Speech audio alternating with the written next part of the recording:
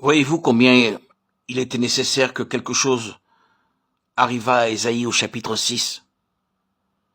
Qu'allait-il faire? Malheur à moi.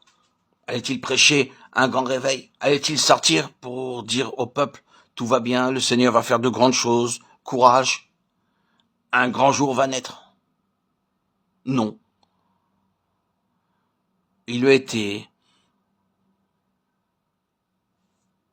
dit de rendre insensible le cœur de ce peuple, d'endurcir ses oreilles,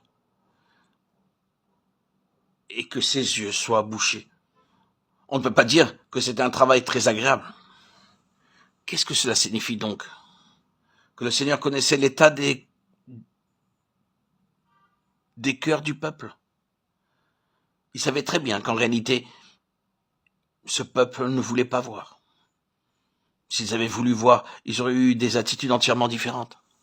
Ils seraient libres de tout préjugé, soupçon ou critique. Ils avanceraient cherchant à savoir. Ils montreraient des signes de faim et d'ardent désir. Ils s'informeraient et ne seraient pas facilement découragés par des jugements et des critiques d'autres peuples. Mais ils savaient que dans leur cœur, ils ne voulaient pas voir. Ils ne voulaient pas vraiment entendre, quoi qu'ils puissent dire. Le prophète dira plus tard, qui a cru à ce qui nous était annoncé? Le Seigneur savait, et le jugement vient toujours en conformité avec ce qu'il y a dans le cœur des gens.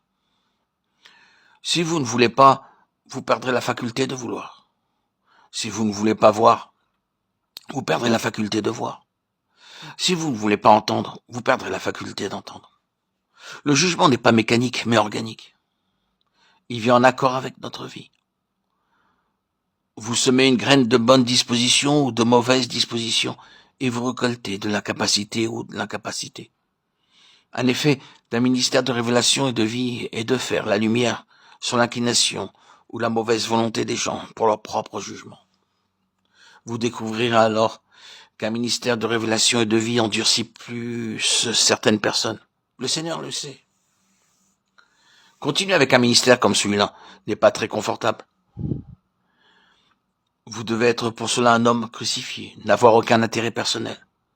Si vous cherchez une réputation, de la popularité, du succès, des partisans, alors vous ferez mieux de ne pas aller par ce chemin, de ne pas trop voir, de ne pas voir les choses en profondeur. Il vaudra mieux mettre des œillères et être un incorrigible optimiste.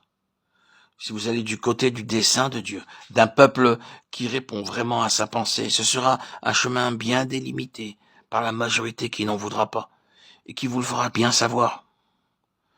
Vous irez donc par un chemin solitaire. Ils peuvent penser qu'ils ont des arguments en leur faveur, mais le fait est qu'ils n'ont pas faim et ne sont même pas assez désespérés pour examiner en détail et s'informer de première main. Ils sont facilement détournés par la critique la plus légère sur vous, votre position, votre ministère.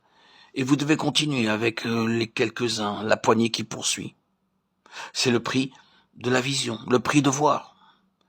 Ésaïe devait être un homme crucifié pour exercer un ministère comme celui-là. Pour que vous et moi, nous occupions une position avec Dieu, nous devons être crucifiés à ce qu'il y avait dans le cœur d'Ozias, la soif de position. Non satisfait avec la royauté, il doit avoir la prêtrise. Que dis-je? Plus que cela. Non satisfait avec la bénédiction de Dieu, il doit avoir la place même de Dieu. Quel contraste il y a en ceci. D'une part, le roi Ozias, d'autre part, mes yeux ont vu le roi. Est-ce que vous pouvez le comprendre? C'est pénétrant, c'est terrible. Mais, bien aimé, c'est le chemin du désir et de la pensée pleine du Seigneur. C'est un chemin solitaire et coûteux. L'effet est réellement de faire ressortir ce que Dieu voit dans le cœur de son peuple. Et cela va signifier que nous souffrirons pour notre révélation, pour notre vision. Nous devons payer un grand prix pour voir.